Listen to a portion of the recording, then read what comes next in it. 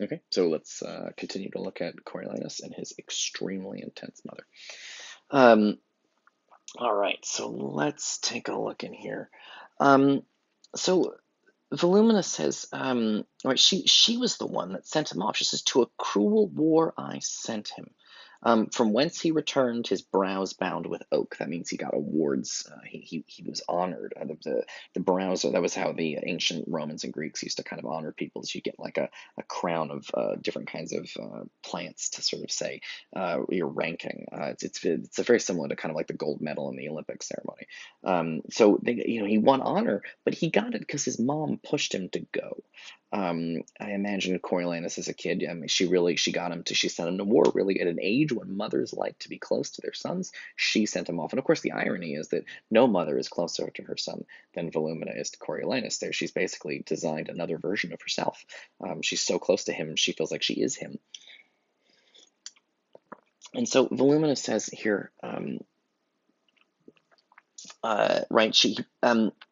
I sprang not more in joy at first hearing he was a man child than now in first seeing he proved himself a man. And there is that same kind of thing we see in Macbeth, right? Which is that he was manly. She said, I was very excited when I learned that when he was born, he was a boy, but I was even more excited when he proved he was a man on the battlefield. And then once again, we've talked about this with Macbeth already. This is a repeat, so we don't need to do the whole thing again. But violence equals masculinity. Um, um, Virgilia, his wife, says, "But had he died in the business, madam? How? Like, what if he had died? That's scary, because she's worried about her husband dying right now, and she's saying you sent him to war when he was a kid. What if he had died? Then his good report should have been my son." Meaning, therein would I have found issue. So she says, if he had died, he would have died honorably if he had died in war, and that's worth it. She says, I want an honorable son, and if I can't have an honorable son alive, I would like an honorable report about a dead son. Um, she says, "Hear me profess sincerely. Had I a dozen sons, each in my love alike, and none less dear than thine and my good Marcius, I had rather 11 die nobly for their country than one voluptuously surfeit out of action." She literally says here if she had 12 sons, she'd rather have 11 of them die in battle than one of them stay home and play video games and masturbate, because that is a wasted, dishonorable life. And so she really wants she wants this sort of excitement and the sort of seriousness of it.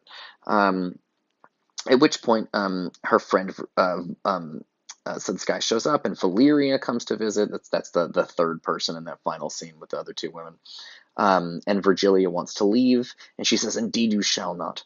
And then this is such an interesting part where Volumina, and I like the way the movie does this because it takes some of these quotes and puts them, because they show you Coriolanus fighting, and then you get to hear Volumina thinking about her son fighting. She says, methinks I hear hither your husband's drum. See him pluck Aufidius down by the hair, as children from a bear, the Volsces shunning him. Methinks I see him stamp thus, and call thus, Come on, you cowards! You were got in fear, though you were born in Rome. His bloody brow with his mailed hand then wiping, forth he goes, like to a harvestman that's tasked to mow, or all, or lose his hire. She's really vividly imagining herself as Coriolanus here.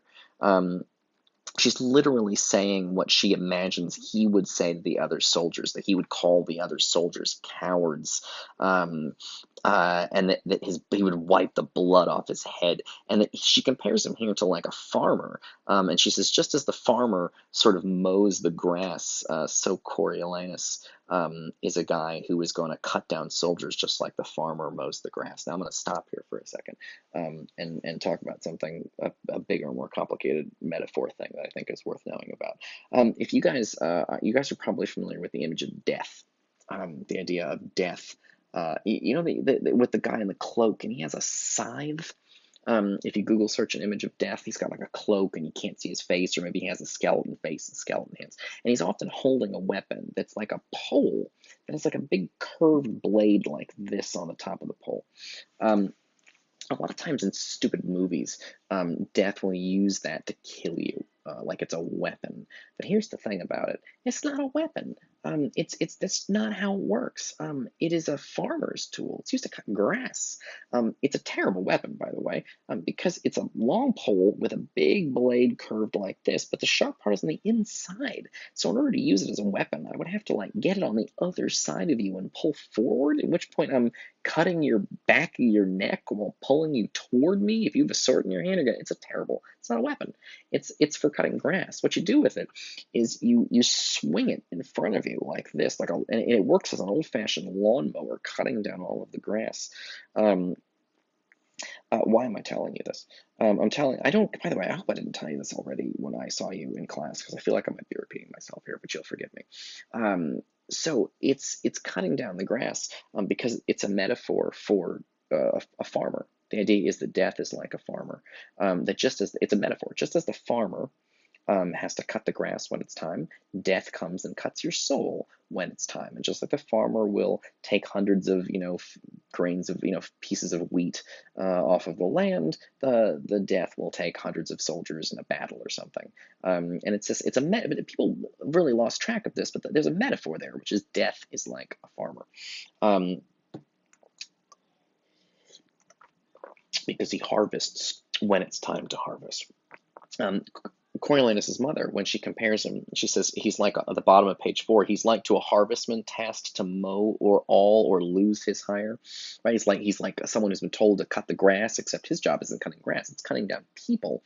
She's comparing Coriolanus to death itself. She really sees him like the angel of death or something out there, sort of dispensing murder and death wherever he goes. Um, Okay, cool. By the way, while we're on the subject of death, I don't, again, please forgive me if I did this already, but um, just as death is often associated, and it's often associated with winter, there are similar metaphors that we lose track of in the spring as well. In springtime, we celebrate Easter, which is sort of supposed to be the resurrection of Jesus Christ as the Christian tradition. But of course, if you're familiar with the Easter things, there's also bunnies, like little chocolate bunnies you can get, but little bunnies are a famous Easter symbol, and so are eggs. What do these three things have in common? It's not like in the Bible there were little bunnies and eggs sort of around the crucifixion. It's new life. In all those cases in springtime, the eggs are little new animals that are going to be born, and bunnies are very famous. If you put two bunnies in a room, they will have sex with each other and make more bunnies. And so it's a celebration of new life. It's bunnies, by the way, are so famous. This is why Playboy, they're called Playboy bunnies, because it's sex. They're famous for having lots. Bunnies are famous for having lots of sex. It's why it's not Playboy bunnies. It's not the Playboy puppy dogs or the Playboy lizards. Um, and so this is kind of larger symbolism, but it's worth knowing this kind of symbolism so that when something like this draws on it, it leaps out at you. I mean, when she compares Coriolanus to a farmer, it's worth pointing out that the farmer, we also compare death to a farmer, so that Coriolanus is essentially like death, death itself, or the god of death or something. Um, yeah, and so the whole point with Easter is that the little eggs are new life, and the bunnies make new life by having sex and making more bunnies. And Jesus is new life because he's resurrected, and all of this happens in April when the plants come back to life and everything's spring. It's a complicated thing, but the point is the metaphor is things that are reborn, sort of in springtime. Okay, cool. Well, I think I've reached the stopping point for this one, so I'm just gonna X this video out like a minute early. Okay.